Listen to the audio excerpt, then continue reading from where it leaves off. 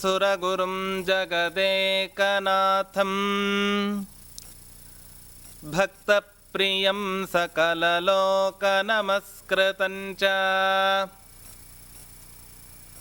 ತ್ರೈಗುಣ್ಯವರ್ಜಿತಮಜಂ ವಿಭುಮಾದ್ಯಮೀಶಂ ವಂದೇ ಭವಘ್ನಮಮರಾಸುರಸಿದ್ಧವಂದ್ಯಂ ಯೋऽन्तಃ ಪ್ರವಿಶ್ಯ ಮಮ ವಾಚಮಿಮಾಂ ಪ್ರಸುಪ್ತಾಂ ಸಂಜೀವಯತ್ಯಖಿಲಶಕ್ತಿಧರಸ್ವಧಾಮ್ನಾ ಅನ್ಯಾಂಶ್ಚ ಹಸ್ತಚರಣಶ್ರವಣತ್ವಗಾದೀನ್ ಪ್ರಾಣಾನ್ನಮೋ ಭಗವತೆ ಪುರುಷಾಯ ತುಭ್ಯಂ.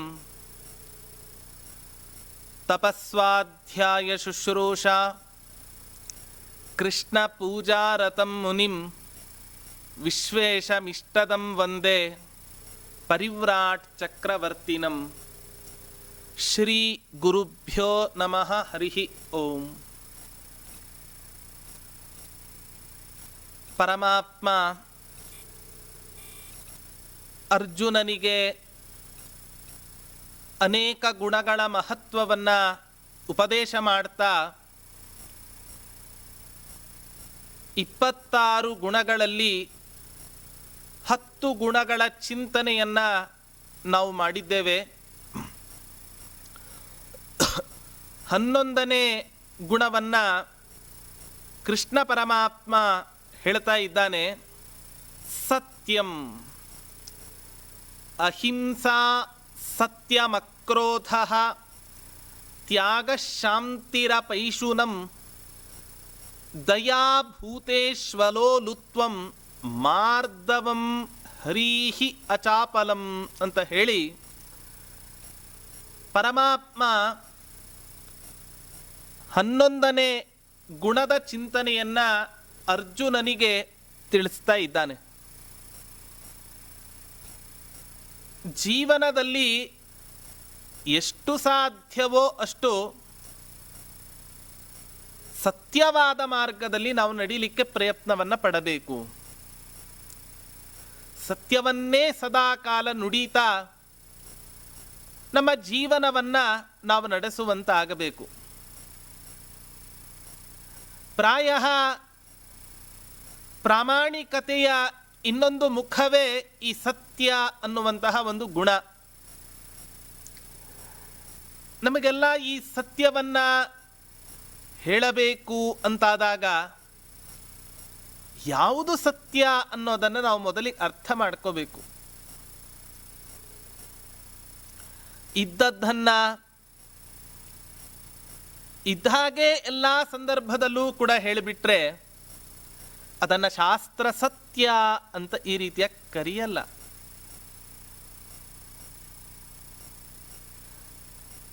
ಆಚಾರ್ಯರು ಸ್ಪಷ್ಟವಾದ ಒಂದು ನಿರ್ಣಯವನ್ನ ಈ ಸತ್ಯ ಶಬ್ದದ ನಿರ್ವಚನ ಮಾಡೋದರ ಮೂಲಕ ನಮಗೆಲ್ಲ ಕೊಟ್ಟಿದ್ದಾರೆ. ಯತ್ ಸತಾಂ ಹಿತಮತ್ಯಂತಂ ತತ್ ಸತ್ಯಮಿತಿ ನಿಶ್ಚಿತಃ.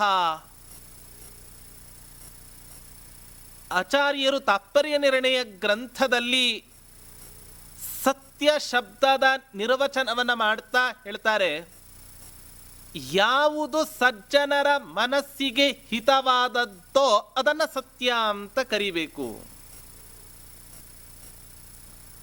ತುಂಬಾ ಸೊಗಸಾದ ಒಂದು ಕಥೆಯನ್ನು ಹೇಳ್ತಾರೆ. ಒಬ್ಬ ಮಹರ್ಷಿ ನದಿ ತೀರದಲ್ಲಿ ಸ್ನಾನವನ್ನು ಮಾಡಿಕೊಂಡು ತನ್ನ ಅನುಷ್ಠಾನಕ್ಕೆ ಕುಳಿತುಕೊಂಡಿರ್ತಾನೆ. ಅದೇ ಸಂದರ್ಭದಲ್ಲಿ ಒಂದು ಕಳ್ಳರ ಗುಂಪು ಸಜ್ಜನರ ಗುಂಪನ್ನು ಅಟ್ಟಿಸಿಕೊಂಡು ಬರುತ್ತೆ. ಬಂದಾಗ ಆ ಕಳ್ಳರು ಈ ಅನುಷ್ಠಾನ ಮಾಡ್ತಾ ಇರೋ ವ್ಯಕ್ತಿಯನ್ನು ಕೇಳ್ತಾರೆ, ಎಲ್ಲಿದ್ದಾರೆ? ಅಲ್ಲಿದ್ದಾರೆ ನೋಡು. ಹೇಳಿದ್ದು ವಸ್ತುತಃ ಸತ್ಯವೇ, ಆದರೆ ನಿರಯಂ ಪ್ರತ್ಯಪದ್ಯತ ಅಂತ ಆಚಾರ್ಯರ ಮಾತು. ನರಕಲೋಕಕ್ಕೆ ಅವನು ಹೋದ ಅಂತ. ಹಾಗಾದ್ರೆ ಯಾವುದು ಸತ್ಯ ಅಂತ ಹೇಳಿದ್ರೆ, ಯತ್ ಸತಾಂ ಹಿತಮತ್ಯಂತಂ, ಯಾವುದು ಸಜ್ಜನರ ಮನಸ್ಸಿಗೆ ಹಿತವಾಗತ್ತೋ ಅದನ್ನು ಸತ್ಯ ಅಂತ ಈ ರೀತಿಯಾಗಿ ಕರಿಬೇಕು ಅಂತ ಹೇಳ್ತಾರೆ. ಹಾಗಾದ್ರೆ ಒಂದನ್ನು ಅರ್ಥ ಮಾಡ್ಕೋಬೇಕು, ಲೋಕಕ್ಕೆ ಅನ್ಯಾಯ ಆಗ್ತಕ್ಕಂತಹ ಸತ್ಯ ಇದ್ದರೂ ಕೂಡ ಆ ಸತ್ಯ ಸುಳ್ಳೇ ಆಗತ್ತೆ. ಮಹಾಭಾರತದಲ್ಲಿ ಬರತಕ್ಕಂಥ ಒಂದು ಮಾತು ತುಂಬಾ ಚೆನ್ನಾಗಿ ಮಹಾಭಾರತದಲ್ಲಿ ವ್ಯಾಸರು ಈ ಮಾತನ್ನು ನಮಗೆ ಸ್ಪಷ್ಟಪಡಿಸಿದ್ದಾರೆ. ನ ನರ್ಮಯುಕ್ತಂ ವಚನಂ ಹಿನಸ್ತಿ ನ ಸ್ತ್ರೀಷು ರಾಜನ್ನ ವಿವಾಹ ಕಾಲೇ ಪ್ರಾಣಾತ್ಯಯೇ ಸರ್ವಧನಾಪಹಾರೆ ಪಂಚಾನೃತಾನ್ಯಾಹುರ ಪಾತಕಾನಿ. ಇಷ್ಟು ಸಂದರ್ಭಗಳಲ್ಲಿ ನ ನರ್ಮಯುಕ್ತಂ, ಹಾಸ್ಯ ಮಾಡ್ತಕ್ಕಂಥ ಸಂದರ್ಭದಲ್ಲಿ ಅಥವಾ ಮದುವೆ ಆಗ್ತಕ್ಕಂಥ ಸಂದರ್ಭದಲ್ಲಿ ಸಣ್ಣ ಪುಟ್ಟ ಸುಳ್ಳುಗಳನ್ನು ಹೇಳಿ ಪರವಾಗಿಲ್ಲ, ಪ್ರಾಣಾತ್ಯಯೇ, ಸುಳ್ಳು ಹೇಳದೇ ಹೋದರೆ ನನ್ನ ಪ್ರಾಣವೇ ಹೊರಟು ಹೋಗತ್ತೆ, ಅಥವಾ ಸರ್ವಧನಾಪಹಾರ, ಇದ್ದ ಎಲ್ಲ ಸಂಪತ್ತೂ ಕೂಡ ಕಳ್ಳತನ ಆಗ್ತಾ ಇದೆ ಅಂದಾಗ ಅಪಾತಕಾನಿ, ಆ ಸಂದರ್ಭದಲ್ಲಿ ಸುಳ್ಳು ಹೇಳಿದರೂ ಕೂಡ ಅದು ನಮಗೆ ತೊಂದರೆಯನ್ನು ಉಂಟು ಮಾಡೋದಿಲ್ಲ.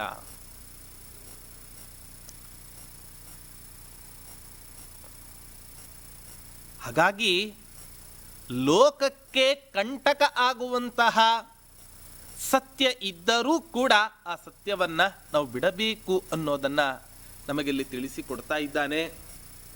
ಕೆಲವರು ಸುಳ್ಳು ಹೇಳಿ ಮದುವೆ ತಪ್ಪಿಸ್ತಾರೆ, ಹೊಟ್ಟೆ ಕಿಚ್ಚಿನಿಂದ ಇನ್ನೊಬ್ಬರ ಕುಟುಂಬದಲ್ಲಿ ಪ್ರವೇಶ ಮಾಡಿ ಕುಟುಂಬದಲ್ಲಿ ಕಲಹಕ್ಕೆ ಸೃಷ್ಟಿಕರ್ತರಾಗ್ತಾರೆ.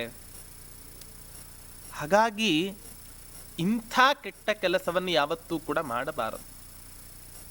ಪುರಾಣಕಾರರು ಒಂದು ಕಡೆ ಒಂದು ಮಾತನ್ನು ಹೇಳ್ತಾರೆ, ನಾವೆಲ್ಲ ಇವತ್ತಿನ ದಿನ ಮಡಿಯಾಗಿರಬೇಕು ಅಥವಾ ಸದಾಕಾಲ ಶುಚಿರ್ಭೂತರಾಗಿರಬೇಕು ಅಂತ ಎಲ್ಲರೂ ಕೂಡ ಅಪೇಕ್ಷೆಯನ್ನು ಪಡ್ತಾರೆ. ಅದರ ನಿಜವಾದ ಶುಚಿ ಯಾವುದು ಅಂತ ಇವತ್ತಿನ ದಿನ ಗೊತ್ತೇ ಇಲ್ಲ.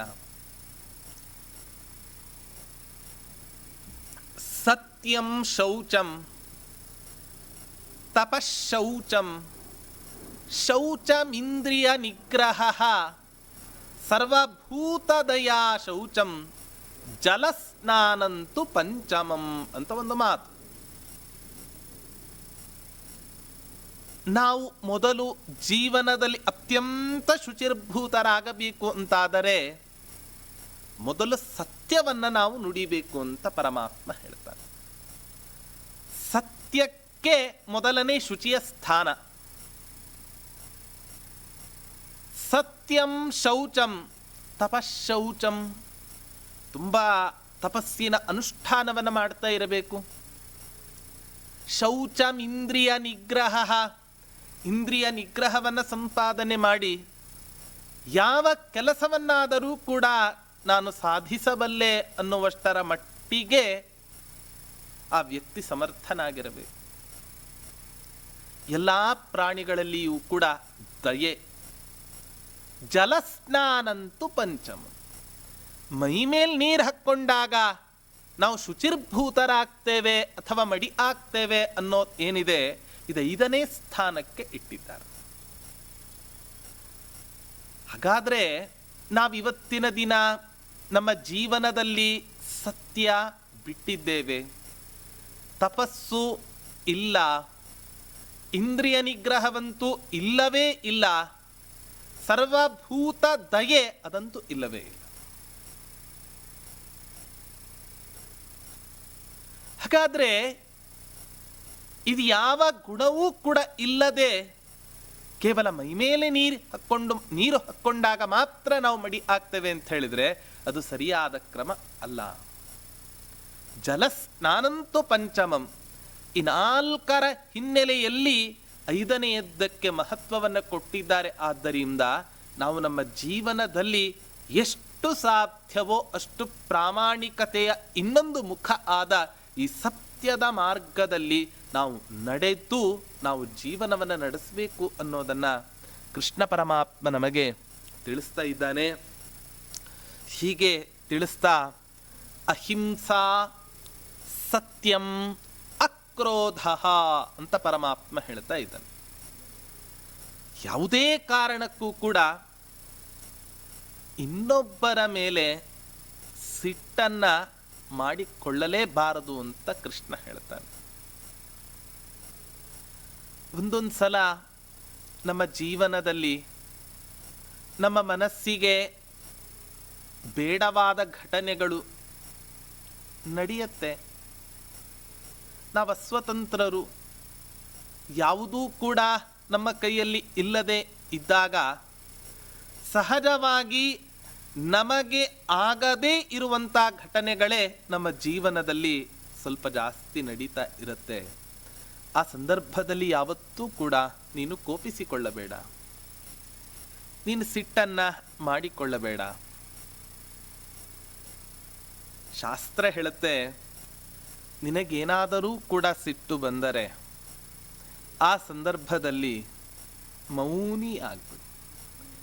ಯಾರ ಹತ್ತಿರವೂ ಕೂಡ ಮಾತನಾಡದೆ ಮೌನಿ ಆಗಿಬಿಡು. ಅದರಿಂದ ಆಗ್ತಕ್ಕಂಥ ಅನೇಕ ಅನಾಹುತಗಳು ಇವತ್ತಿನ ದಿನ ತಪ್ತಾವೆ. ಪರಮಾತ್ಮ ಹೇಳ್ತಾನೆ, ಅನೇಕ ಸಂದರ್ಭದಲ್ಲಿ ಕೃಷ್ಣ ಪರಮಾತ್ಮ ನಮ್ಮನ್ನ ಎಚ್ಚರಿಸ್ತಾನೆ.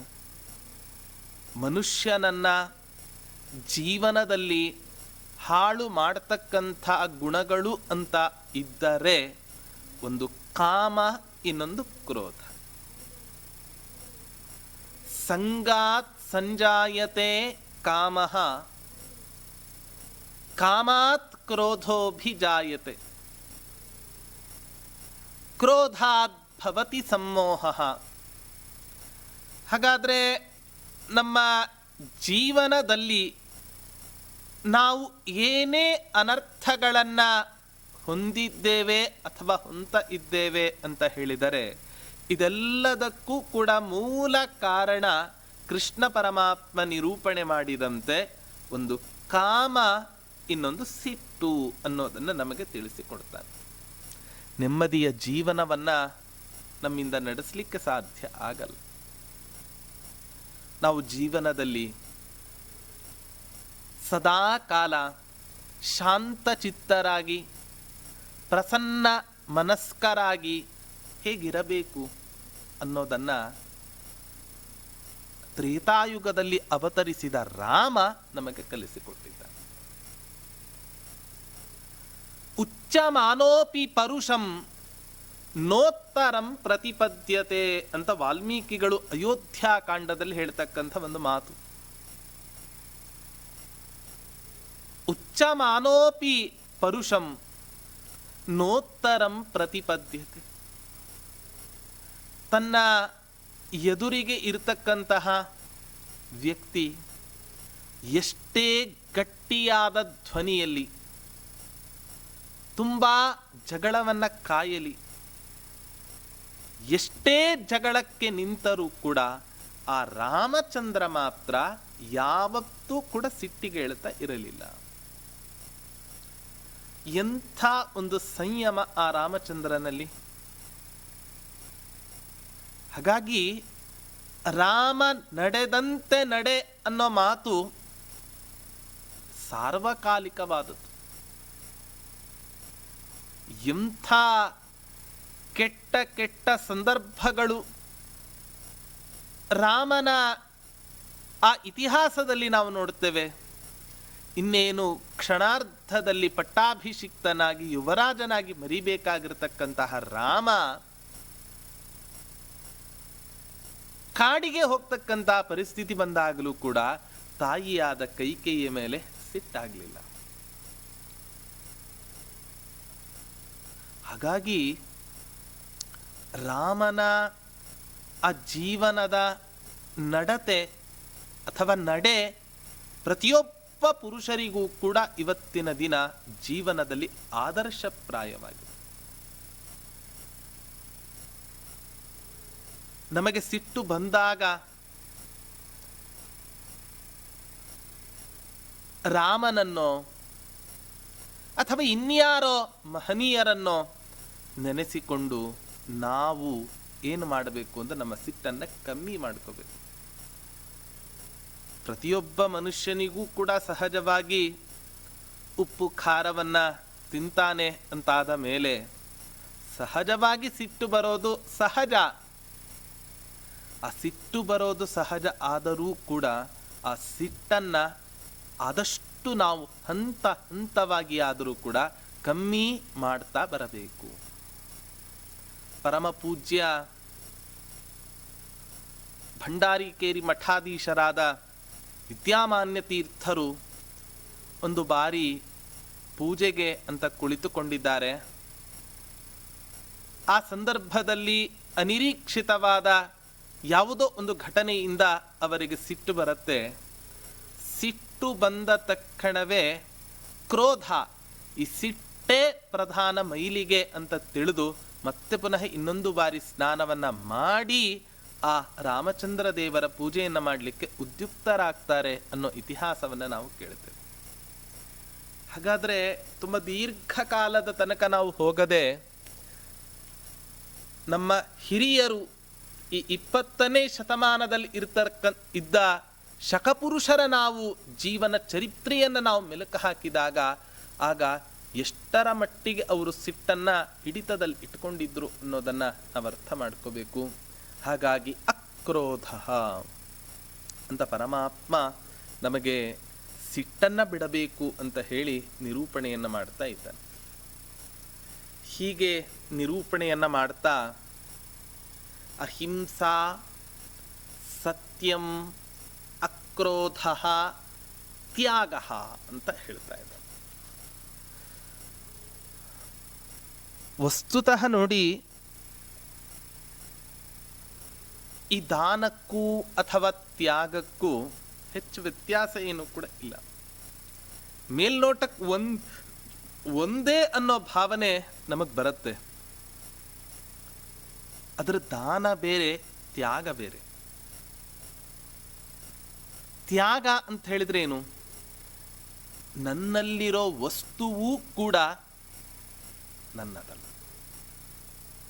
ಭಗವಂತನದ್ದು ಅನ್ನೋ ಭಾವನೆಯಿಂದ ನಾವೇನು ಜೀವನವನ್ನು ನಡೆಸ್ತೇವಲ್ವಾ, ಇದು ತ್ಯಾಗಮಯವಾದ ಜೀವನ. ಒಂದು ಕಥೆಯನ್ನ ನಾವು ನೋಡೋದಾದ್ರೆ, ಒಬ್ಬ ಭಕ್ತ ಕೃಷ್ಣನ ಉಪಾಸನೆಯನ್ನ ಮಾಡಿ ಕೃಷ್ಣನನ್ನ ಗೊಳಿಸ್ಕೊಳ್ತಾನೆ. ಪರಮಾತ್ಮ ಕೇಳ್ತಾನೆ, ಪ್ರತ್ಯಕ್ಷಗೊಂಡು, ಈ ಮನೆ ಯಾರದು? ನಿಂದೆ. ನಿನ್ನ ದೇಹ ಯಾರದು? ನಿಂದೆ. ಹೀಗೆ ಮನೆಯಲ್ಲಿ ಇದ್ದ ಎಲ್ಲ ಪದಾರ್ಥಗಳನ್ನು ಕೂಡ ಇದು ಯಾರದ್ದು ಅಂತ ಕೇಳ್ತಾ ಕೊನೆಗೆ ದೇವರ ಮನೆಯಲ್ಲಿ ಆ ಕೃಷ್ಣ ತನ್ನದೇ ಆದ ಒಂದು ಪುಟ್ಟ ವಿಗ್ರಹವನ್ನು ತೋರಿಸಿ ಇದು ಯಾರದು ಅಂತ ಕೇಳಿದಾಗ ಆ ಭಕ್ತ ಹೇಳ್ತಾನೆ, ಇದು ಮಾತ್ರ ನಂದು, ಉಳಿದದ್ದೆಲ್ಲ ನಿಂದೆ ಅಂತ ಹೇಳ್ತಾನೆ. ಹಾಗಾದ್ರೆ ಎಷ್ಟು ತನ್ನ ಅಂತರಂಗದಲ್ಲಿ ಆ ಭಗವಂತನ ಚಿನ್ಮಯ ಮೂರ್ತಿಯನ್ನ ತನ್ನಲ್ಲಿ ನೆಲೆಗೊಳಿಸಿಕೊಂಡಿದ್ದಾನೆ. ಇದನ್ನ ತ್ಯಾಗಮಯವಾದ ಜೀವನ. ದಾನದ ಬಗ್ಗೆ ಕಳೆದ ಚಿಂತನೆಯಲ್ಲಿ ನಾವು ನೋಡಿದ್ದೇವೆ. ಮಹಾಭಾರತದಲ್ಲಿ ವಿದುರನ ಕಥೆ ಇವತ್ತಿನ ದಿನ ನಮಗೆಲ್ಲರಿಗೂ ಕೂಡ ಒಂದು ದೊಡ್ಡ ಆದರ್ಶ. ಪರಮಾತ್ಮ ಯಾವತ್ತೂ ಕೂಡ ಯಾರ ಮನೆಗೂ ಹೇಳಿ ಕೇಳಿ ಹೋಗ್ತಾನೆ ಅಂತ ಇಲ್ಲ. ಅವನ ಮನಸ್ಸಿಗೆ ಯಾರ ಮನೆಗೆ ಹೋಗಬೇಕು ಅಂತ ಅನಿಸುತ್ತೋ ಅವರ ಮನೆಗೆ ಹೋಗಿ ಅವರ ಆತಿಥ್ಯವನ್ನು ಸ್ವೀಕಾರ ಮಾಡ್ತಾ ಇದ್ದ ಈ ಕೃಷ್ಣ ಪರಮಾತ್ಮ.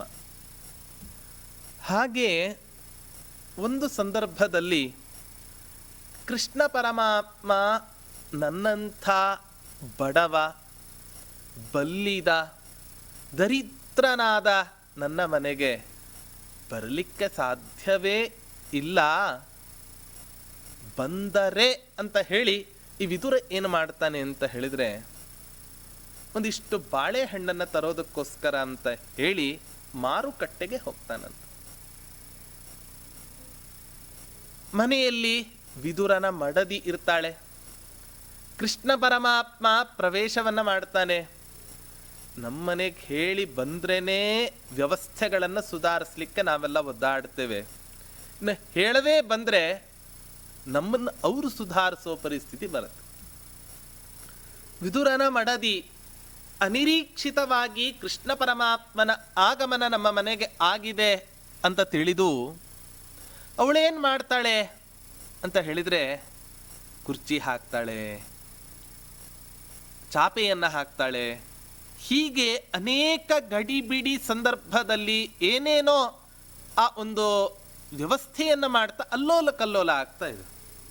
ಅಯ್ಯೋ, ಬಂದಿದ್ದಾನೆ ಕೃಷ್ಣ ಪರಮಾತ್ಮ, ಏನೂ ತಿನ್ನಕ್ಕೆ ಕೊಟ್ಟೇ ಇಲ್ವಲ್ಲ ಅಂತ ತಿಳಿದು ಆ ವಿದುರನ ಮಡದಿ ಕಳೆತು ಹೋದ. ಒಂದಿಷ್ಟು ಬಾಳೆಹಣ್ಣುಗಳು ಇರುತ್ತವೆ. ಪರಮಾತ್ಮನನ್ನು ನೋಡಿ ಅವನ ಅಧೀನಳಾಗಿ ಪರಮಾತ್ಮನಿಗೇನಾದರೂ ತಿನ್ನಕ್ಕೆ ಕೊಡಬೇಕು ಅಂತ ತಿಳಿದು ಆ ಬಾಳೆಹಣ್ಣನ ಸಿಪ್ಪೆಯನ್ನು ಬಿಡಿಸಿ ಆ ಬಾಳೆಹಣ್ಣನ್ನು ಕಸದ ಬುಟ್ಟಿಗೆ ಹಾಕಿ ಸಿಪ್ಪೆಯನ್ನು ಕೃಷ್ಣ ಪರಮಾತ್ಮನಿಗೆ ತಿನ್ನೋದಕ್ಕೋಸ್ಕರ ಅಂತ ಕೊಡ್ತಾ ಇದ್ದಾಳೆ. ಅವಳಿಗೆ ಗೊತ್ತಿಲ್ಲ ಸಿಪ್ಪೆ ಕೊಡ್ತಿದ್ದೇನೆ ಅಂತ. ಪರಮಾತ್ಮ ಅವಳೇನು ಕೊಟ್ಟಿದ್ದಾಳೋ ಭಕ್ತಿಯಿಂದ ಆ ಪದಾರ್ಥವನ್ನ ಕೃಷ್ಣ ಪರಮಾತ್ಮ ತುಂಬಾ ಒಂದು ಪ್ರಸನ್ನ ಮನಸ್ಕನಾಗಿ ಅವನು ಸ್ವೀಕಾರ ಮಾಡ್ತಾ ಇದ್ದಾನೆ. ವಿದುರ ಬಂದ, ಆ ಸನ್ನಿವೇಶವನ್ನ ನೋಡಿದ.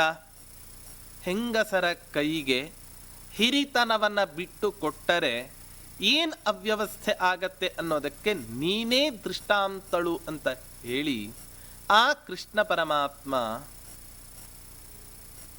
ಆ ವಿದುರನ ಮಡದಿಗೆ ಬೈತಾನೆ. ನೋಡು, ಬಾಳೆಹಣ್ಣನ್ನು ಅಲ್ಲಿ ಚೆಲ್ಲಿ ಸಿಪ್ಪೆಯನ್ನು ತಿನ್ನೋದಕ್ಕೋಸ್ಕರ ಅಂತ ಕೊಟ್ಟಿದ್ದೀಯ. ಕೊನೆಗೆ ತಾನು ವಿದುರ ಆ ಮಾರುಕಟ್ಟೆಯಿಂದ ತಂದ ಬಾಳೆಹಣ್ಣನ್ನು ಬಿಡಿಸಿ ಬಾಳೆಹಣ್ಣನ್ನು ಕೃಷ್ಣ ಪರಮಾತ್ಮನಿಗೆ ಕೊಟ್ಟು ಸಿಪ್ಪೆಯನ್ನು ಬುಟ್ಟಿಗೆ, ಕಸದ ಬುಟ್ಟಿಗೆ ಹಾಕ್ತಾನೆ. ಕೃಷ್ಣ ಪರಮಾತ್ಮ ವಿದುರನ ಹತ್ರ ಹೇಳ್ತಾನೆ, ನೀನು ಕೊಟ್ಟ ಬಾಳೆಹಣ್ಣಿಗಿಂತಲೂ ಕೂಡ ನಿನ್ನ ಮಡದಿ ಕೊಟ್ಟದ್ದು ತುಂಬಾ ರುಚಿಯಾಗಿತ್ತು. ಹಾಗಾದ್ರೆ ಒಂದನ್ನು ನಾವು ಅರ್ಥ ಮಾಡ್ಕೋಬೇಕು, ಭಗವಂತನಿಗೆ ಏನೇ ಪದಾರ್ಥಗಳನ್ನು ನಾವು ಅರ್ಪಣೆ ಮಾಡಬೇಕಾದರೂ ಕೂಡ ಆ ಪದಾರ್ಥಗಳ ಅರ್ಪಣೆಯ ಹಿನ್ನೆಲೆ, ಭಾವನೆ ಮುಖ್ಯ ಆಗತ್ತೆ ಹೊರತು ಪದಾರ್ಥಗಳು ಯಾವತ್ತೂ ಕೂಡ ಭಗವಂತನಿಗೆ ಮುಖ್ಯ ಆಗೋದಿಲ್ಲ. ಪತ್ರಂ ಪುಷ್ಪಂ ಫಲಂ ತೋಯಂ ಯೋ ಮೇ ಭಕ್ತ್ಯಾ ಪ್ರಯಚ್ಛತಿ ತದಹಂ ಭಕ್ತ್ಯುಪಹೃತಂ ಅಶ್ನಾಮಿ ಪ್ರಯತಾತ್ಮನಃ. ಪರಮಾತ್ಮನಿಗೆ ಭಕ್ತಿಯಿಂದ ಏನನ್ನು ಅರ್ಪಣೆ ಮಾಡಿದರೂ ಕೂಡ ಆ ಪರಮಾತ್ಮ ಸ್ವೀಕಾರ ಮಾಡ್ತಾನೆ. ಹಾಗಾಗಿ ಪದಾರ್ಥಗಳನ್ನು ಅರ್ಪಿಸುವಾಗ ಭಾವನೆ ಮುಖ್ಯ ಹೊರತು ಏನು ಪದಾರ್ಥಗಳನ್ನು ಅರ್ಪಿಸ್ತೇವೆ ಅನ್ನೋದು ಮುಖ್ಯ ಅಲ್ಲ ಅನ್ನೋದನ್ನು ನಾವು ತಿಳ್ಕೋಬೇಕು. ಹಾಗಾಗಿ ತ್ಯಾಗ ಬೇರೆ, ದಾನ ಬೇರೆ. ನನಗೆ ಇಟ್ಟುಕೊಂಡು ಇನ್ನೊಬ್ಬರ ಉಪಯೋಗಕ್ಕೋಸ್ಕರ ಉಪಯುಕ್ತ ಆಗುವ ವಸ್ತುವನ್ನು ನಾವು ಕೊಟ್ಟಾಗ ಅದನ್ನು ದಾನ ಅಂತ ಕರೀತಾರೆ. ನಮ್ಮಲ್ಲಿರೋ ವಸ್ತುವನ್ನೂ ಕೂಡ ನಾವು ಕೊಟ್ಟರೆ ಅದನ್ನು ತ್ಯಾಗ ಅಂತ ಕರೀತಾರೆ. ತ್ಯಾಗದಲ್ಲಿ ಅನೇಕ ರೀತಿಯನ್ನು ನಾವು ನೋಡ್ತೇವೆ. ಅಭಿಮಾನವನ್ನು ಬಿಡಬೇಕು. ಇದೇ ಕೃಷ್ಣ ಪರಮಾತ್ಮ ಗೀತೆಯ 2ನೇ ಅಧ್ಯಾಯದಲ್ಲಿ ಹೇಳ್ತಾ, ಮಾತ್ರ ಸ್ಪರ್ಶಾಸ್ತು ಕೌಂತೇಯ ಶೀತೋಷ್ಣ ಸುಖ ದುಃಖದಾಹ ಅಂತ ಅನೇಕ ಶ್ಲೋಕಗಳಲ್ಲಿ ಅಭಿಮಾನ ತ್ಯಾಗದ ನಿರೂಪಣೆಯನ್ನು ಕೃಷ್ಣ ಪರಮಾತ್ಮ ನಮಗೆ ನಿರೂಪಣೆಯನ್ನು ಮಾಡಿದ್ದಾನೆ. ಅಹಂಕಾರ ಬಿಡಬೇಕು, ಮಮಕಾರ ಬಿಡಬೇಕು, ನಾನು ನನ್ನದು ಅನ್ನುವ ಭಾವನೆ ಬಿಡಬೇಕು. ಯಾವಾಗ ನಾನು ಅಥವಾ ನನ್ನದು ಅನ್ನೋ ಭಾವನೆ ಬರುತ್ತೋ ಸ್ವಲ್ಪ ದೂರ ಸರಿದು ದೇವರು ಪ್ರೀತನಾಗಲಿ ಅನ್ನೋ ಭಾವನೆಯಿಂದ ನಿರ್ಲಿಪ್ತನಾಗಿ ಇದ್ದು ಬಿಡಬೇಕಂತೆ ನಾವು. ಹಾಗಾಗಿ ತ್ಯಾಗವನ್ನು ಬೆಳೆಸ್ಕೊಳ್ಳೋದು ತುಂಬ ದೊಡ್ಡ ಗುಣ. ಪರಮಾತ್ಮ 18ನೇ ಅಧ್ಯಾಯದಲ್ಲಿ ತ್ಯಾಗದ ಬಗ್ಗೆ ನಿರೂಪಣೆಯನ್ನು ಮಾಡುತ್ತಾ ಎಂಥ ಒಂದು ಸ್ಪಷ್ಟ ಸಂದೇಶವನ್ನು ನಮಗೆ ಕೊಟ್ಟಿದ್ದಾನೆ ಅಂದರೆ, ಸರ್ವಕರ್ಮ ಫಲತ್ಯಾಗ. ಪರಮಾತ್ಮ ತ್ಯಾಗದ ಸ್ವರೂಪವನ್ನು ನಿರೂಪಣೆ ಮಾಡ್ತಾ ಹೇಳ್ತಾನೆ, ಕರ್ಮತ್ಯಾಗವನ್ನೇ ತ್ಯಾಗ ಅಂತ ಅರ್ಥ ಅಲ್ಲ. ಯಾಕೆ ಶಾಸ್ತ್ರ ಹೇಳುತ್ತೆ, ಉಪನಿಷತ್ತು ಹೇಳುತ್ತೆ, ಕುರುವನ್ನೇ ವೇಹ ಕರ್ಮಾಣಿ ಜಿಜೀವಿಷೇಚ್ಛತಗುಂ ಸಮಾಹ ನಿಯತಂ ಕುರು ಕರ್ಮತ್ವಂ ಕರ್ಮಜ್ಯಾಯೋಕ್ಯ ಕರ್ಮಣಃ ಅಂತ ಕೃಷ್ಣ ಪರಮಾತ್ಮನೇ ಗೀತೆಯಲ್ಲಿ ಹೇಳಿದಂತೆ, ನಿಯತವಾದ ಕರ್ಮಗಳನ್ನು ಪ್ರತಿಯೊಬ್ಬ ಪುರುಷನೂ ಕೂಡ ತನ್ನ ಜೀವನದಲ್ಲಿ ಅನುಷ್ಠಾನ ಮಾಡಬೇಕು ಅಂತ ಪರಮಾತ್ಮನೇ ಹೇಳಿರ್ತಕ್ಕಂಥ ಮಾತು ಉಪನಿಷತ್ತುಗಳ ಆದೇಶ. ಹಾಗಾಗಿ ತ್ಯಾಗ ಅಂತ ಬಿಟ್ಟರೆ ಇದ್ದ ಎಲ್ಲ ನಿಯತ ಕರ್ತವ್ಯ ಕರ್ಮಗಳನ್ನು ಪರಿತ್ಯಾಗ ಮಾಡೋದನ್ನು ತ್ಯಾಗ ಅನ್ನೋ ಶಬ್ದದಿಂದ ಕರೆಯೋದಲ್ಲ, ಸರ್ವ ಕರ್ಮ ಫಲತ್ಯಾಗ. ಎಲ್ಲ ಕರ್ಮಗಳ ಫಲದಲ್ಲಿ ನಾವು ತ್ಯಾಗವನ್ನು ಇಟ್ಟಿರಬೇಕು. ನಾವು ಅನೇಕ ಸಂದರ್ಭಗಳಲ್ಲಿ ನೋಡ್ತೇವೆ, ಪರಮಾತ್ಮ ಕರ್ಮಾಚರಣೆ ಕರ್ತವ್ಯ ಕರ್ಮಗಳನ್ನು ಮಾಡಿ ಅಂತ ಆದೇಶ ಮಾಡ್ತಾನೆ, ಕರ್ಮ ಫಲದ ಬಗ್ಗೆ ಮಾತ್ರ ನಮಗೆ ಬಿಡಲ್ಲ, ಅವನೇ ಇಟ್ಕೋತಾನೆ. ಇದ್ಯಾಕೆ? ಕೃಷ್ಣ ಪರಮಾತ್ಮನ ಅಥವಾ ಭಗವಂತನ ಒಂದು ದೊಡ್ಡ ಉದಾತ್ತ ಗುಣ ಏನು ಅಂತ ಹೇಳಿದರೆ, ಕರ್ಮಣ್ಯೇವಾಧಿಕಾರಸ್ತೆ ಮಾಫಲೇಶು ಕದಾಚನ ಅಂತ ನಿರೂಪಣೆಯನ್ನು ಮಾಡ್ತಾ, ಕರ್ಮವನ್ನು ಮಾತ್ರ ಮಾಡು, ಫಲದಲ್ಲಿ ನೀನು ಆಸೆಯನ್ನು ಇಟ್ಕೋಬೇಡ. ಇದರ ಮುಖ್ಯ ಉದ್ದೇಶ ಕೆಲಸವನ್ನ ಮಾಡಿ ಸಂಬಳ ಕೇಳಬೇಡ ಅನ್ನೋ ಅರ್ಥದಲ್ಲಿ ಆ ರೀತಿಯಾಗಿ ನಾವು ಇಟ್ಕೋಬಾರದು. ಹೊರತು ನೀನು ಏನು ಕೆಲಸ ಮಾಡ್ತೀಯೋ ಆ ಕೆಲಸಕ್ಕೆ ತಕ್ಕ ಫಲವನ್ನು ಕೇಳಲಿಕ್ಕೆ ನಿನಗೆ ಗೊತ್ತಾಗೋದಿಲ್ಲ. ನೀನು ಮಾಡಿರೋ ತುಂಬ ದೊಡ್ಡ ಕೆಲಸ ಇರುತ್ತೆ, ಆದರೆ ಫಲ ತುಂಬ ಚಿಕ್ಕದು ಕೇಳಿದರೆ ಕೇಳಿದಷ್ಟೇ ಫಲವನ್ನು ಕೊಟ್ಟು ನಾನು ಸುಮ್ಮನೆ ಕುಳಿತುಕೊಂಡು ಬಿಡಬೇಕಾಗತ್ತೆ. ನಿನ್ನ ಬಗ್ಗೆ ನಿನಗೆ ಎಷ್ಟು ಕಾಳಜಿ ಉಂಟೋ ಅದಕ್ಕಿಂತ 10 ಪಟ್ಟು ಕಾಳಜಿ ನಿನ್ನ ಮೇಲೆ ನನಗೆ ಇರುತ್ತೆ ಅಂತ ಭಗವಂತ ಹೇಳ್ತಾನೆ. ಹಾಗಾಗಿ ಕರ್ತವ್ಯ ಕರ್ಮಗಳನ್ನು ಮಾಡಿದಾಗ ಈ ಕರ್ಮ ಫಲ ತ್ಯಾಗ ಮಾಡು ಅನ್ನೋದರ ಮುಖ್ಯ ಉದ್ದೇಶ ಏನು ಅಂದರೆ, ಕರ್ಮಕ್ಕೆ ಸಂಬಂಧಪಟ್ಟ ಫಲವನ್ನು ಕೇಳೋ ವಿಷಯದಲ್ಲಿ ನಿನಗೆ ಅಜ್ಞಾನ ಇದೆ. ಏನು ಫಲ ಕೊಡಬೇಕು ಅಥವಾ ಬಿಡಬೇಕು ಅನ್ನೋದನ್ನು ನೀನು ನನ್ನ ಹತ್ರ ಕೇಳೋದಕ್ಕಿಂತಲೂ ಕೂಡ ನಾನು ನಿನಗಿಂತಲೂ ಕೂಡ ತುಂಬ ಚೆನ್ನಾಗಿ ನಾನು ನಿನಗೆ ಫಲವನ್ನು ಕೊಟ್ಟು ನಾನು ನಿನ್ನನ್ನು ಸಾಕ್ತೇನೆ ಅಂತ ಪರಮಾತ್ಮ ಹೇಳ್ತಾನೆ. ಹಾಗಾಗಿ ತ್ಯಾಗ ಅನ್ನೋ ಶಬ್ದದ ಮುಖ್ಯ ಅರ್ಥ ಕೃಷ್ಣ ಪರಮಾತ್ಮ 18ನೇ ಅಧ್ಯಾಯದಲ್ಲಿ ನಿರೂಪಣೆ ಮಾಡಿದಂತೆ ಸರ್ವಕರ್ಮ ಫಲತ್ಯಾಗ.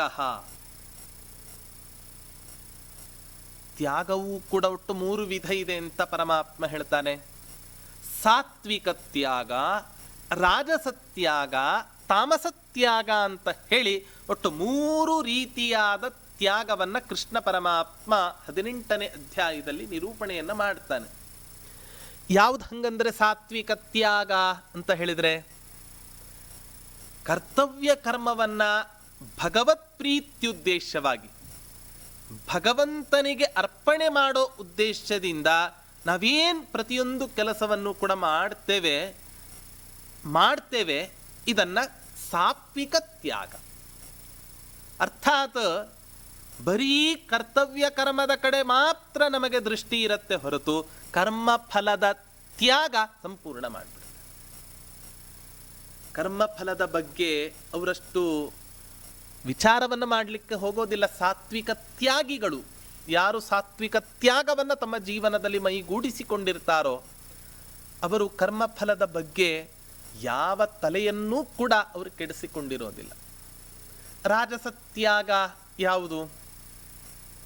ಮಳೆ ತುಂಬ ಬರ್ತಿರತ್ತೆ ಅಥವಾ ತುಂಬ ಚಳಿ ಇರುತ್ತೆ. ಚಳಿ ಇದ್ದಾಗ ನಾವು ಸಂಧ್ಯಾ ವಂದನೆಯನ್ನು ಬಿಟ್ಬಿಡ್ತೇವೆ ಅಥವಾ ಕರ್ತವ್ಯ ಕರ್ಮಗಳನ್ನು ಬಿಟ್ಟು ಬಿಡ್ತೇವೆ. ಪರಮಾತ್ಮ ಹೇಳ್ತಾನೆ ಇದನ್ನು ರಾಜಸ ತ್ಯಾಗ ಅಂತ ಕರಿಬೇಕು. ತಾಮಸ ತ್ಯಾಗ ಅಂತ ಹೇಳಿದ್ರೆ ಇನ್ನೊಬ್ಬರ ಮಾತನ್ನ ಕೇಳಿ ಮಾಡೋ ಪ್ರತಿಯೊಂದು ಕರ್ತವ್ಯ ಕರ್ಮಗಳನ್ನೂ ಕೂಡ ನಾವು ಪರಿತ್ಯಾಗ ಮಾಡಿದೆವು ಅಂತ ಹೇಳಿದರೆ ಇದನ್ನ ಪರಮಾತ್ಮ ಹೇಳ್ತಾನೆ ತಾಮಸ ತ್ಯಾಗ ಅಂತ ಹೇಳ್ತಾನೆ. ನಾವೆಲ್ಲ ಇವತ್ತಿನ ದಿನ ಒಂದೋ ರಾಜಸತ್ಯಾಗ ಉಳ್ಳವರು ಅಥವಾ ತಾಮಸತ್ಯಾಗ ಉಳ್ಳವರಾಗಿದ್ದೇವೆ. ವಸ್ತುತಃ ನಮ್ಮ ಜೀವನದ ಮುಖ್ಯ ಗುರಿ ಸಾತ್ವಿಕ ತ್ಯಾಗಿಗಳಾಗಬೇಕು. ನಾವು ನಮ್ಮೆಲ್ಲ ಇವತ್ತಿನ ದಿನ ಕರ್ಮಾನುಷ್ಠಾನವನ್ನ, ಸಂಧ್ಯಾವಂದನೆ, ದೇವತಾರ್ಚನೆ ಇವೇ ಮೊದಲಾದ ಸತ್ಕರ್ಮಗಳನ್ನು ಯಾಕೆ ಮಾಡಲ್ಲ ಅಂತ ಹೇಳಿದ್ರೆ ಪುರುಸೊತ್ತಿಲ್ಲ ಅಂತ ಹೇಳ್ತಾರೆ. ಇದೊಂದು ರೀತಿ ಹಾಸ್ಯಾಸ್ಪದವಾದ ಒಂದು ಮಾತು. ಪುರುಸೊತ್ತಿಲ್ಲ ಅಂತ ಹೇಳಿ ತಿನ್ನೋದು ಬಿಟ್ಟಿದ್ದಾನ? ಇಲ್ಲ. ಮಲಗೋದು ಬಿಟ್ಟಿದ್ದಾನ? ಇಲ್ಲ. ತಾನ್ ಆಫೀಸ್ಗೋ ಕೆಲಸ ಮಾಡೋದನ್ನ ಬಿಟ್ಟಿದ್ದಾನ? ಅದೂ ಕೂಡ ಇಲ್ಲ. ಹಾಗಾದ್ರೆ ಪುರುಸೊತ್ತಿಲ್ಲ ಪುರುಸೊತ್ತಿಲ್ಲ ಅಂತ ಹೇಳಿ ತನ್ನ ಹೊಟ್ಟೆಗೆ ಮೋಸ ಮಾಡಿಕೊಂಡಿಲ್ಲ, ತನ್ನ ಬಟ್ಟೆಗೆ ಮೋಸ ಮಾಡಿಲ್ಲ, ತನ್ನ ಕೆಲಸಕ್ಕೂ ಮೋಸ ಮಾಡಿಲ್ಲ, ದೇವರಿಗೆ ಮಾತ್ರ ಮೋಸ. ಯಾಕೆ? ಪುರುಸೊತ್ತಿಲ್ಲ. ಪುರುಸೊತ್ತಿಲ್ಲ ಅನ್ನೋ ಶಬ್ದಕ್ಕೆ ಸಮಯ ಇಲ್ಲ ಅಂತ ಅರ್ಥ ಅಲ್ಲ. ಪ್ರಾಯ ಹೀಗನ್ಸತ್ತೆ, ಪುರುಸೊತ್ತಿಲ್ಲ ಅನ್ನೋ ಶಬ್ದಕ್ಕೆ ಮನಸ್ಸಿಲ್ಲ ಅಂತ ಅರ್ಥ. ಮನಸ್ಸಿದ್ರೆ ಎಷ್ಟೇ ತುಂಬ ನಮಗೆ ಪ್ರೆಷರ್ ಇರಲಿ, ಒತ್ತಡಗಳಿರಲಿ, ಆ ಒತ್ತಡಗಳ ಮಧ್ಯೆಯೂ ಕೂಡ ನಮ್ಮ ಕರ್ತವ್ಯ ಕರ್ಮಗಳನ್ನು ಅನುಷ್ಠಾನ ಮಾಡಿ ನಾವು ಮುಂದಿನ ಕೆಲಸಕ್ಕೆ ಹೋಗ್ತೇವೆ. ಇವತ್ತಿಗೂ ಅನೇಕ ಜನರನ್ನು ನಾವು ಕಾಣ್ತೇವೆ. ಬೆಳಿಗ್ಗೆ 7 ಗಂಟೆ 8 ಗಂಟೆಗೆ ಆಫೀಸ್ ಇದ್ದವರು ಬೆಳಿಗ್ಗೆ ಪ್ರಾತಃ ಕಾಲದಲ್ಲಿ 4:30-5 ಗಂಟೆಗೆ ಎದ್ದು ಎಲ್ಲ ತಮ್ಮ ಸಂಧ್ಯಾವಂದನಾದಿ ದೇವತಾರ್ಚನೆಗಳನ್ನು ನಡೆಸಿ ತಾವು ಮುಂದಿನ ಎಲ್ಲ ಕೆಲಸಗಳನ್ನು ಕೂಡ ಮಾಡೋದನ್ನು ನಾವು ನೋಡ್ತೇವೆ. ಧರ್ಮೋ ರಕ್ಷತಿ ರಕ್ಷಿತಃ ಸ್ವಲ್ಪಮಪ್ಯಸ್ಯ ಧರ್ಮಸ್ಯ ಯತೆ ಮಹತೋ ಭಯಾತ್ ಅನ್ನೋ ಕೃಷ್ಣ ಪರಮಾತ್ಮನ ಮಾತಿನಂತೆ ಅಲ್ಪ ಸ್ವಲ್ಪ ಧರ್ಮಾನುಷ್ಠಾನವನ್ನ ನಮ್ಮ ಜೀವನದಲ್ಲಿ ನಾವು ಮಾಡ್ಕೊಳ್ತಾ ಇದ್ವಿ ಅಂತ ಹೇಳಿದ್ರೆ ದೊಡ್ಡ ಆಪತ್ತಿನಿಂದ ನಾವು ಪಾರಾಗ್ತೇವೆ. ಯಾವಾಗ ನಾವು ಧರ್ಮವನ್ನ ರಕ್ಷಣೆ ಮಾಡ್ತೇವೋ ಆಗ ಧರ್ಮ ಅನಿವಾರ್ಯವಾಗಿ ನಮ್ಮನ್ನು ರಕ್ಷಣೆ ಮಾಡಿಯೇ ಮಾಡುತ್ತೆ. ನಮಗೊಂದು ವಿಶ್ವಾಸ ಇರಬೇಕಷ್ಟೇ. ರಕ್ಷತೀತ್ಯೇವ ವಿಶ್ವಾಸ ತದೀಯೋಹಮಿತಿ ಸ್ಮೃತಿ. ನಮಗೆ ರಕ್ಷಣೆ ಮಾಡುತ್ತೆ ಧರ್ಮ ಅನ್ನೋ ಅಚಲವಾದ ನಂಬಿಕೆ ಇತ್ತು ಅಂತಾದರೆ ಎಲ್ಲೇ ಹೋಗಿ ಧರ್ಮ ಮಾತ್ರ ನಿಮ್ಮನ್ನು ಯಾವತ್ತೂ ಕೂಡ ಕೈ ಬಿಡೋದಿಲ್ಲ. ಧರ್ಮ ಹೇಗಿದೆ ಅಂತ ಹೇಳಿದ್ರೆ ತಾಯಿಯ ಸ್ಥಾನದಲ್ಲಿ ಈ ಧರ್ಮ ಕರ್ಮಗಳು ಇದ್ದಾವೆ. ನೋಡಿ, ನಾವೆಲ್ಲ ಒಂದು ಪುಟ್ಟ ಕೂಸಿದ್ದಂತೆ ಒಬ್ಬ ತಾಯಿ ತನ್ನ ಮಗುವನ್ನ ಹೊರಗಡೆ ಕರೆದುಕೊಂಡು ಹೋಗಬೇಕಾದ್ರೆ ಪುಟ್ಟ ಮಗುವಿಗೆ ಈ ಪ್ರಪಂಚ ಎಲ್ಲವೂ ಕೂಡ ಹೊಸತು. ಈ ಪ್ರಪಂಚ ಹೊಸದಾಗಿದ್ದಕ್ಕೆ ತಾಯಿಯ ಕೈ ಹಿಡ್ಕೊಳ್ಳೋದನ್ನೇ ಮರೆತು ಬಿಟ್ಟು ತಾನೇ ಸ್ವಚ್ಛಂದವಾಗಿ ವಿಹಾರ ಮಾಡ್ತಾ ಆ ಮಗು ನೋಡ್ತಾ ಹೋಗ್ತಿರತ್ತೆ. ಅಂದ ಮಾತ್ರಕ್ಕೆ ಹೆತ್ತ ತಾಯಿ ಆ ಮಗು ನನ್ನ ಕೈ ಬಿಡ್ತು ಅಂತ ಹೇಳಿ ಆ ತಾಯಿ ಯಾವತ್ತಾದರೂ ಕೂಡ ಮಗುವಿನ ಕೈಯನ್ನ ಬಿಡ್ತಾಳ? ಬಿಟ್ರೆ ಹಾಗೆ ಎಲ್ಲೋ ಹೋಗ್ಬಿಡತ್ತೆ ಅಂತ ತಿಳಿದು ತಾನು ಜವಾಬ್ದಾರಿಯುತವಾಗಿ ಮಗುವಿಗೆ ಈ ಪ್ರಪಂಚ ಹಚ್ಚು ಹಸಿರು ಹೊಸದಾದರೂ ಕೂಡ ತಾಯಿಗೆ ಈ ಮಗುವಿನ ಮುಂದೆ ಪ್ರಪಂಚ ಶೂನ್ಯ. ಹಾಗಾಗಿ ಪ್ರಪಂಚ ಬಿಟ್ಟೇನು ಮಗುವನ್ನು ಮಾತ್ರ ಬಿಡಲಾರೇನು ಅನ್ನೋ ಭಾವನೆಯಿಂದ ಮಗು ತಾನು ತಾಯಿಯ ಕೈಯನ್ನ ಬಿಟ್ಟರೂ ಕೂಡ ಆ ತಾಯಿ ಮಾತ್ರ ಮಗುವಿನ ಕೈಯನ್ನು ಯಾವತ್ತಾದರೂ ಕೂಡ ಬಿಡ್ತಾಳ? ಹಾಗೆ ನಾವು ಕೂಡ ಸ್ವಲ್ಪ ಧರ್ಮಾನುಷ್ಠಾನ ಮಾಡಿ, ಸ್ವಲ್ಪ ಕರ್ಮಾನುಷ್ಠಾನ ಮಾಡಿ, ಸ್ವಲ್ಪ ಭಗವಂತನ ಸೇವೆಯನ್ನ ಮಾಡಿ, ಆಗ ತಾಯಿಯ ಸ್ಥಾನದಲ್ಲಿ ಇರ್ತಕ್ಕಂಥ ಈ ಧರ್ಮ ಕರ್ಮ ದೇವತೆಗಳು ಏನಿದ್ದಾವೆ ನಾವು ಬಿಟ್ಟರೂ ಕೂಡ ಧರ್ಮ ಕರ್ಮ ದೇವತೆಗಳು ಹೇಳ್ತಾರೆ, ನೀವು ನನ್ನನ್ನು ಬಿಟ್ಟರೂ ಕೂಡ ನಾನು ಮಾತ್ರ ನಿನ್ನನ್ನು ಬಿಡಲಾರೇನು, ಯಾಕೆ ನಿನ್ನನ್ನು ಹೆತ್ತ ತಾಯಿಯ ಸ್ಥಾನದಲ್ಲಿ ಇವತ್ತಿನ ದಿನ ನಾನು ಇದ್ದೇನೆ ಅಂತ ಹೇಳಿ ಆ ವ್ಯಕ್ತಿಯನ್ನ ಸನ್ಮಾರ್ಗದಲ್ಲಿ ಇರುವಂತೆ ಪ್ರೇರೇಪಣೆಯನ್ನು ಮಾಡುತ್ತೆ. ಹಾಗಾಗಿ ನಾವು ಜೀವನದಲ್ಲಿ ಎಷ್ಟೆಷ್ಟು ಸಾಧ್ಯವೋ ಅಷ್ಟಷ್ಟು ನಾವು ಸತ್ಕರ್ಮಾನುಷ್ಠಾನವನ್ನು ಹಾಗೆ ಧರ್ಮಾಚರಣೆಯನ್ನು ಎಷ್ಟು ಸಾಧ್ಯವೋ ಅಷ್ಟು ಒಳ್ಳೆ ಕೆಲಸಗಳನ್ನು ಮಾಡಿ ನಾವು ಜೀವನದಲ್ಲಿ ಉತ್ತಮವಾದ ಜೀವನವನ್ನು ನಡೆಸಿದೆವು ಅನ್ನೋ ಭಾವನೆಯಿಂದ ನಾವು ಕೃತಾರ್ಥರಾಗಬೇಕು ಹೊರತು ಬದುಕಿದ್ದೇ ಭೂಮಿಗೆ ಭಾರ ಅನ್ನೋ ಅರ್ಥದಲ್ಲಿ ಯಾವತ್ತೂ ಕೂಡ ನಮ್ಮ ಜೀವನದ ವ್ಯವಸ್ಥೆ ಇರಬಾರದು ಅನ್ನೋದನ್ನು ನಾವು ಅರ್ಥ ಮಾಡ್ಕೋಬೇಕು. ಹೀಗೆ ಪರಮಾತ್ಮ ಅನೇಕ ಗುಣಗಳ ಚಿಂತನೆಯನ್ನು ನೀಡ್ತಾ ತ್ಯಾಗದ ಚಿಂತನೆಯನ್ನು ಅತ್ಯಂತ ಸೊಗಸಾಗಿ ಗೀತೆಯಲ್ಲಿ ಕೊಟ್ಟಿದ್ದಾನೆ. ಇಂಥ ಕೃಷ್ಣ ಪರಮಾತ್ಮ ಉಪದೇಶ ಮಾಡಿದ ಅನೇಕ ಗುಣಗಳಲ್ಲಿ ಕೆಲವು ಗುಣಗಳನ್ನಾದರೂ ಕೂಡ ನಮ್ಮ ಜೀವನದಲ್ಲಿ ನಾವು ಅಳವಡಿಸಿಕೊಂಡು ನಮ್ಮ ಜೀವನವನ್ನು ಉತ್ತಮವಾದ ಜೀವನವನ್ನಾಗಿ ಮಾಡಿಕೊಳ್ಳೋಣ ಅಂತ ಹೇಳ್ತಾ ಶ್ರೀ ಕೃಷ್ಣಾರ್ಪಣ.